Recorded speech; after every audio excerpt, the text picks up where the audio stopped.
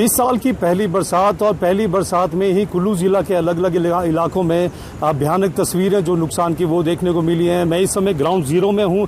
Sainz का ये बहाली गांव है जहाँ पे 6 जो मकान यहाँ पे थे, आप देख सकते हैं बाढ़ के बाद उन पूरे मकानों का नामो निशान जो अब पूरी तरह से मिट चुका है। ऐसा बताया जा रहा है कि उस समय जो है 6 मकानों में करीब 11 जो लोग जो अलग अलग रह रहे थे, लेकिन एकदम जो बाढ़ का पानी जो एकदम इन घरों की तरफ आया और पूरे घरों को जो निस्तो नाबूद करता हुआ निकल गया।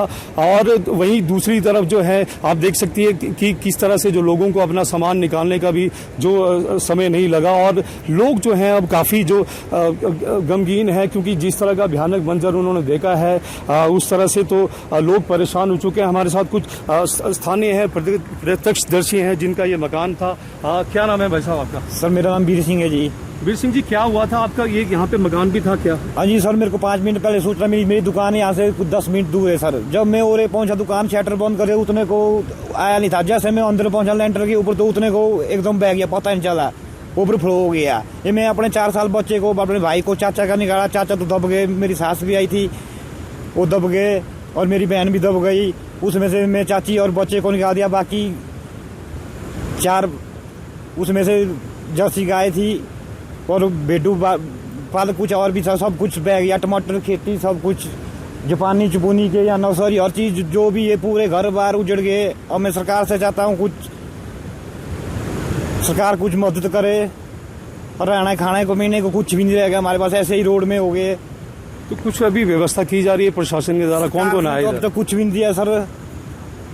ऐसे ही प्रशासन अभी आ गया है पर कुछ बात ही नहीं, अभी तक कुछ दिया ही नहीं, कुछ भी नहीं हुआ है। ऐसे ही बैठे, कुछ बात चल रही है।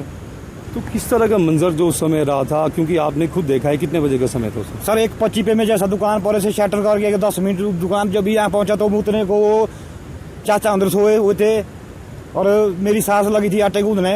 1:25 का टाइम था, वो लंच टाइम हो गया था तो उतने को आटा गूंदने को टाइम नहीं लगा बाहर निकलने का। जैसे मैं ओरे पहुंच गया तो उतने को वो हो गया, ऊपर छत के ऊपर से निकल गया। तो मैं बच्चे को 4 साल बच्चे को निकाल दिया, वो पोरे को फेंक दिया, बस उतने को हो गया, ऊपर सारा साफ हो गया सर।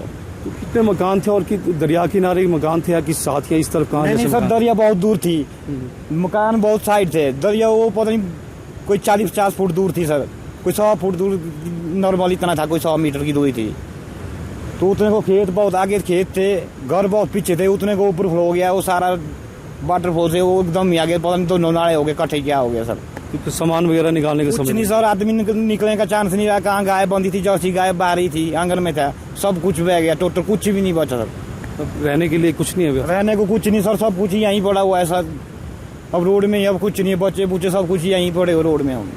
तो बिल्कुल देखिए किस तरह का जो स्थानीय जो जैसे बता रहे हैं प्रत्यक्षदर्शी कि किस तरह का मंजर जो रहा होगा। आप तस्वीरों में भी देख सकते हैं किस तरह से जो सामान जो चारों तरफ अब बिखरा पड़ा है और सिर्फ अब एक सबूत जो है वो कुछ घरों के रह चुके हैं। हालांकि जो अब पूरी तरह से घर जो है अब कोई भी आपको दिखाई नहीं दे रहा। हालांकि मेरे पीछे एक जो घर है ये आप सिर्फ कुछ इसमें जो सामान है वो दिख रहा है। हालांकि इस घर को भी काफ़ी जो खासा नुकसान पहुंचा है। बहरहाल जो अब प्रशासन की टीमें जो मौके पर पहुंच गई हैं और नुकसान का जायजा लिया जा रहा है और जो 3 लोग जो इसमें मिसिंग बताए जा रहे हैं उनको ढूंढने के प्रयास किए जा रहे हैं।